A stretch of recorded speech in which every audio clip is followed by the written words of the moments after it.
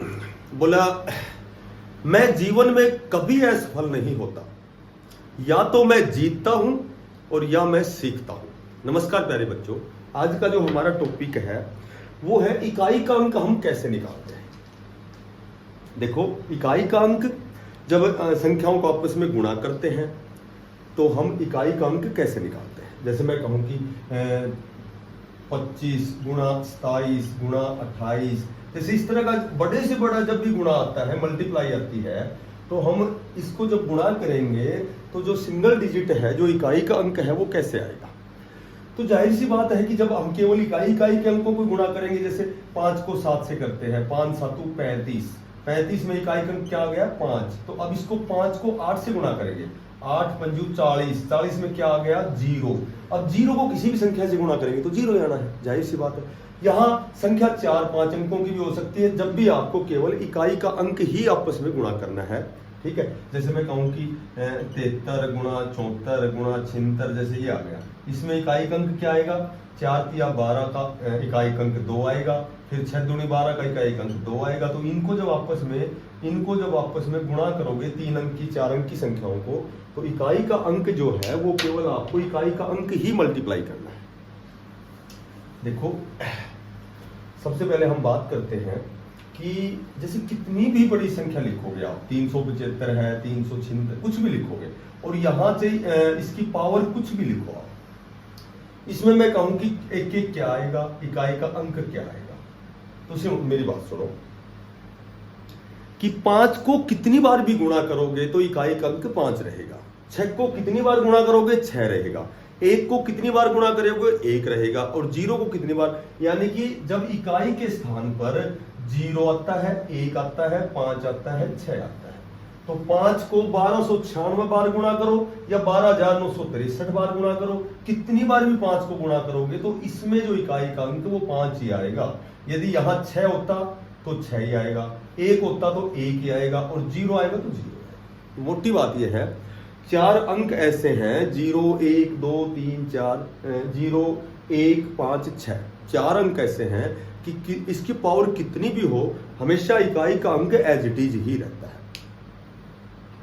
अब हम बात करें कि जैसे क्वेश्चन दे दिया कि भाई 1377 की पावर 193, इसमें आपको एक अंक बताना है या इकाई का अंक बताना है। देखो, इसका एक नियम बताता हूं, यहां पावर कितनी बड़ी हो, यहां बेस कितना भी बड़ा, ठीक है।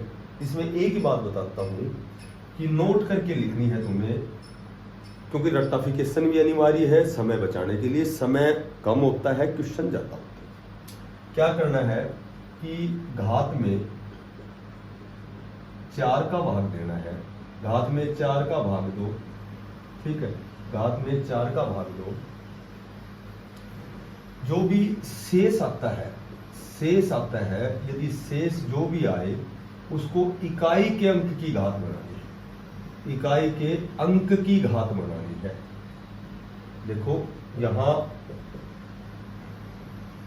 देखो पावर क्या है 193 है, इसमें हमेशा आपको 4 का भाग देना है, 4 चौका 16, 3 4 8 32, यहां शेष क्या बच गया 1 को पावर बनानी है किसकी, इकाई के अंक की। तो 7 की पावर यदि 1 बनाओगे तो इसमें इकाई का अंक 7 आएगा। यहां यदि 194 होता, ठीक है, यहां 194 होता तो यहां शेष क्या बचता 2। अब ये 2 बच गया तो इकाई का अंक क्या है 7, 7 की पावर लिखोगे 2, 7 का वर्ग क्या होता है 49, तो इकाई का अंक क्या बताओगे। यहां 3 बचता तो इसकी पावर 3, 343। 4 बचेगा नहीं, क्या बचेगा 0, क्योंकि 4 का तो भाग देंगे, 4 का भाग देंगे तो 4 तो शेष बच ही नहीं सकता।